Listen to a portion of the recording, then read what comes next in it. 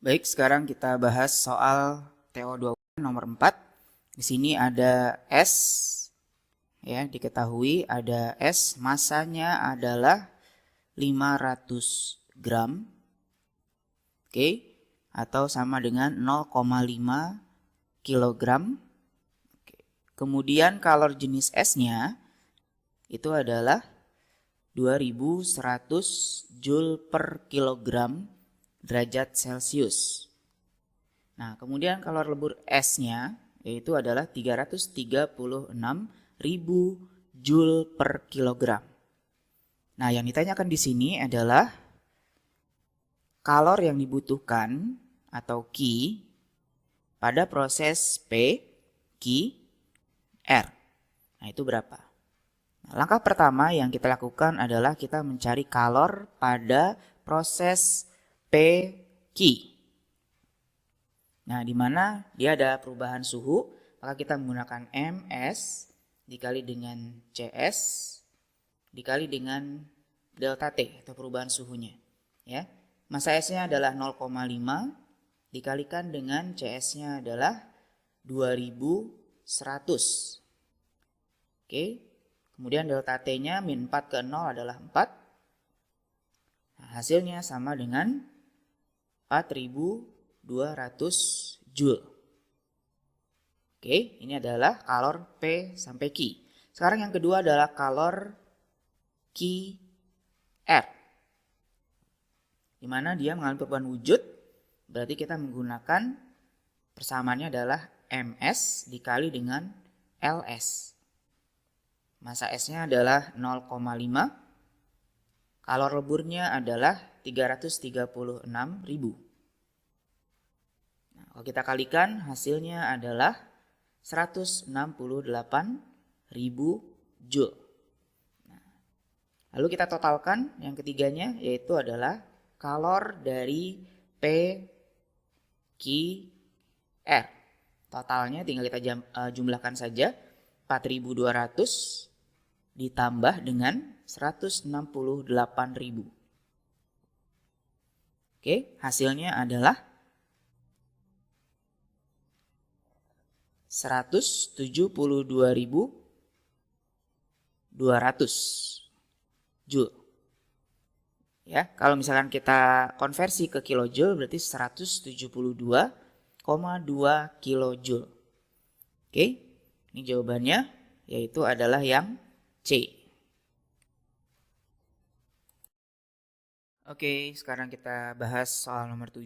Di sini ada 4 penguin ditarik oleh seorang kepala museum dan dia dalam satu kesatuan sehingga disebut dengan sistem. Nah, karena dia sistem, maka dia punya ciri percepatan yang terjadi pada penguin tersebut adalah sama. Ya, ini adalah ciri khas dari sistem. Nah, massa dari setiap penguin yang belum ada adalah M2. Untuk M1, M3, M4 itu sudah ada. Nah, untuk bisa menentukan nilai M2, caranya adalah bisa kita tentukan dengan membandingkan gaya dengan massa, yaitu dengan hukum 2 Newton. Ya. Hukum 2 Newton dia memiliki persamaannya adalah sigma F sama dengan massa dikali dengan percepatan. Nah, dari sini kita bisa lihat bahwa total gaya yang bekerja dengan massanya M itu dia berbanding lurus. Nah, sehingga kita bisa membuat suatu perbandingan antara gaya dengan massa yang ditariknya, yaitu berbanding lurus. Nah, karena dia punya percepatan yang sama, sehingga di sini untuk yang T4 itu dia berbanding dengan total massanya. Massa total gitu ya. Sama dengan, nah sekarang kita bandingkan dengan yang T2. T2 dia menarik, massanya adalah M1 ditambah dengan M2. Nah, di sini kita mau mencari nilai M2-nya ya. T4 itu sudah memiliki nilai yaitu adalah 222 Newton. Kemudian dibagi dengan massa totalnya yaitu kita tulis satu-satu 15 ditambah dengan M2 yang belum diketahui ditambah dengan 12 Oke, kemudian ditambah lagi dengan 20 kg. Nah, kemudian untuk T2 nilainya adalah 111 dibagi dengan massa M1 yaitu adalah 12 ditambah dengan M2. Nah, setelah ini kita sederhanakan 222 dengan 111 dibagi sisa 2. Kemudian kita kali silang. 24 ditambah dengan 2M2 sama dengan 15 ditambah dengan M2 ditambah dengan 12 ditambah dengan 20. Sehingga dari sini kita hasilkan 24 ditambah dengan 2M2 itu sama dengan, nah kita jumlahkan dulu, itu sama dengan M2 ditambah dengan, jadi berapa itu? Oke, menjadi 47 ya.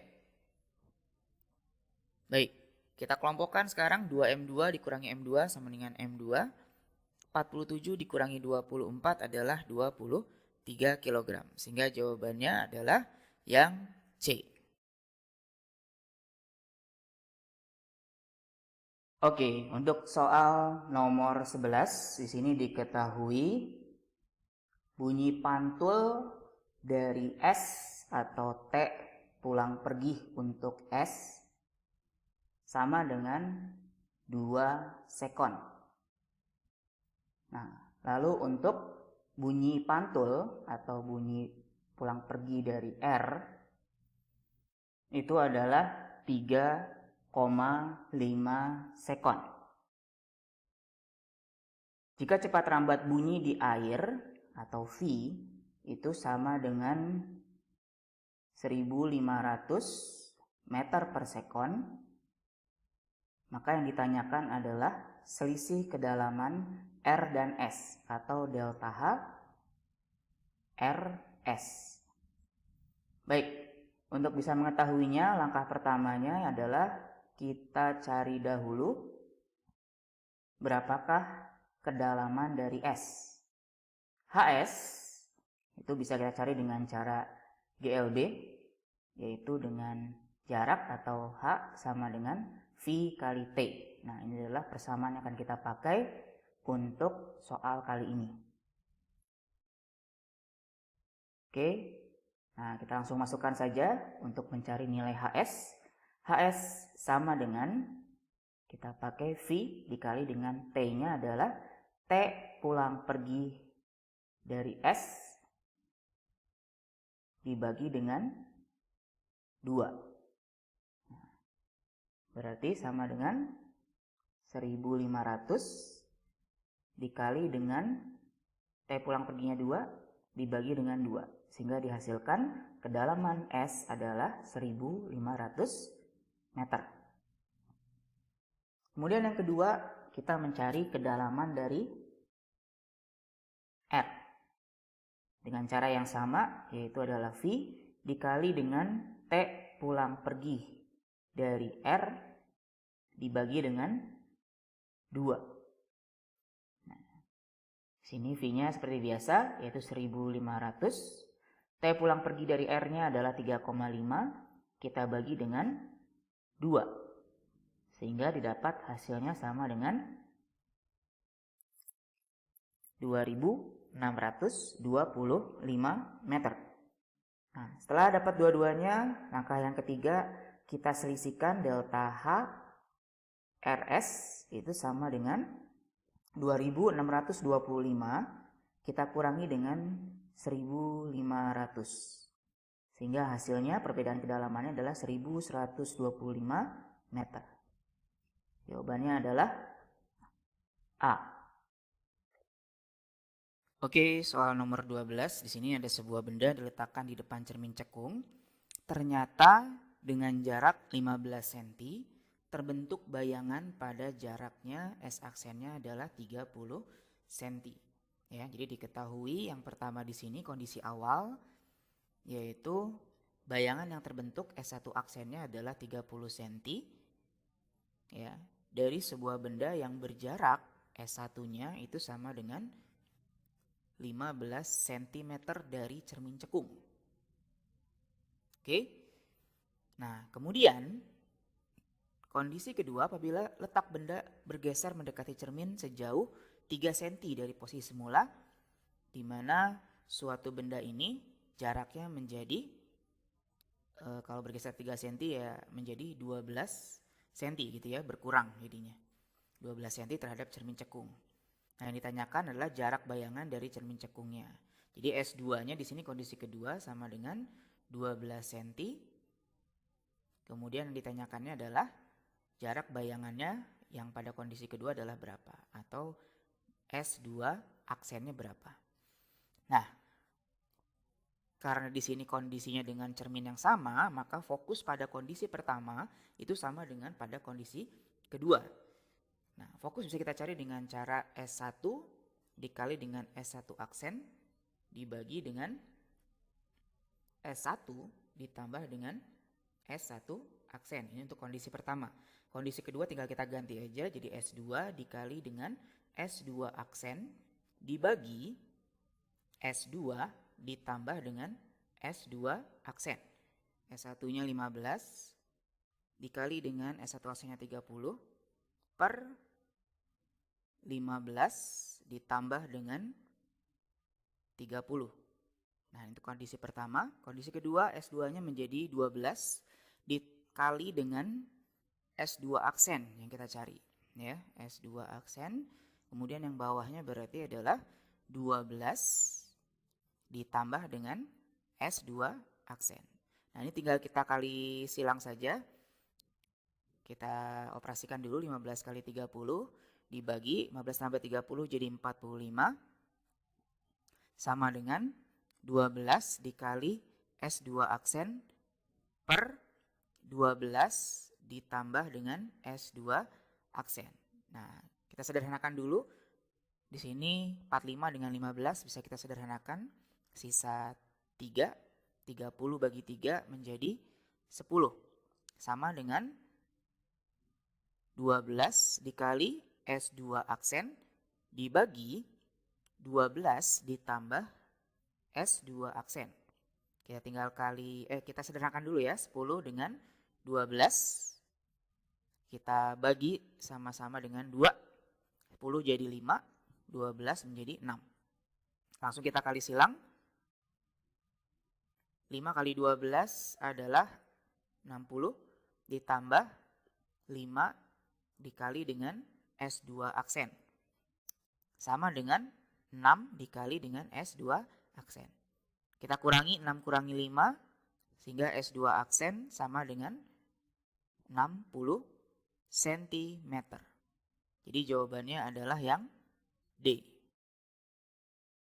Next, untuk soal nomor 15, di sini ada rangkaian listrik di mana nilai hambatan setiap resistornya adalah 6 ohm dan tegangan baterai yang dipasang 12 volt.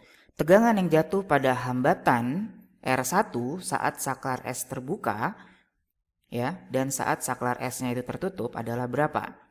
Maka di sini kita cari satu-satu dulu. Untuk yang pertama kita cari adalah saat saklar S-nya itu adalah terbuka. Oke, jadi yang pertama adalah saat saklar S-nya terbuka. Kita akan gambarkan dahulu bagaimana bentuk rangkaiannya. Nah, seperti ini, karena dia terbuka berarti tidak ada arus yang mengalir di bagian sebelah kanan. Sehingga rangkaian yang di sebelah kanan bisa kita abaikan. Sehingga 6 dan 6 yang di sisanya itu adalah seri. Nah, yang saya lingkarin ini adalah yang ditanyakan, V-nya berapa. Nah, langkah pertama kita cari R totalnya. Karena dia seri, berarti kita cari R serinya sama dengan 6 ditambah dengan 6. Sehingga R totalnya kita dapatkan pada kondisi pertama yaitu adalah 12 ohm.